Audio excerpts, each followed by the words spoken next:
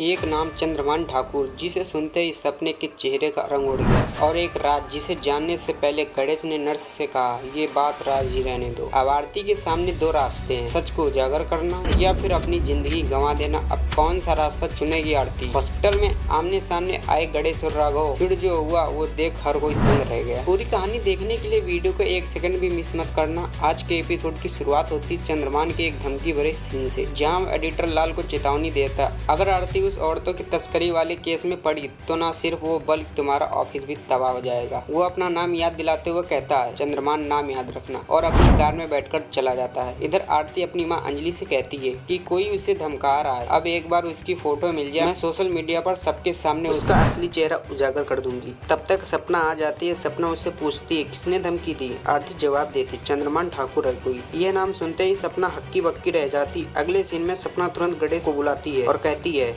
आरती की शादी जल्द से जल्द तय कर दो और उसे यहाँ से दूर भेज दो। ये सब देखकर आरती पूछती है, आप चंद्रभान ठाकुर से इतना डरी हुई क्यों है? सपना भावुक होकर कहती है, एक बेटी को पहले ही खो चुकी हूँ, अब आरती को नहीं खो सकती। वो फैसला करते कि आरती की शादी राजवंशी परिवार में कर देनी चाहिए। फिर गणेश और पद्मा तैयारियां करने निकल जाते हैं। दूसरी तरफ आरती को सपना का अचानक बदलता व्यवहार खटकने लगता है। उसे शक होता है कि ये किसी गहरे राज से जुड़ा हुआ है। दोस्तों, अब क्या आरती को सच पता लग गया? देखिए आगे वीडियो में। वो एडिटर लाल से मिलती है और चंद्रभान के बारे में पूछती है। लाल बताता कि चंद्रभान पहले एक नेता था जिसे भ्रष्टाचार के चलते राजनीति से बाहर कर दिया गया था, लेकिन पूरी कहानी साफ नहीं है। वो आरती को सलाह देता है, तुम्हें इस ह्यूमन ट्रैफिकिंग केस पर ध्यान देना चाहिए। यूपी में इसकी बड़ी हलचल है, कवर करो, टीआरपी आसमान छू जाएगी। इसके बाद आरती घर वालों से कहती है कि उसे माँ को चेकअप के लिए लेकर जाना। गणेश, सपना और आरती मिलकर अंजलि को अस्पताल ले जाते हैं। वही नर्स जिसने बचपन में आरती को बचाया था। नर्स पूछती, ये आपकी पोती है? गणेश जवाब देता है, हाँ यही आरती है जिसे सब मरा हुआ मान बैठे थे। आरती चौंक जाती है, मरा हुआ, ये क्या बात हुई? तब तक अंजलि की बारी आती है। आरती उसके साथ डॉक्टर के केबिन में जाती है। नर्स गणेश से धीरे से पूछती है, क्या आरती को अब तक सच नहीं बताया? गणेश इशारे में कहता, नहीं, और ये बात राज ही रहने दो। नर्स चुप हो जाती है।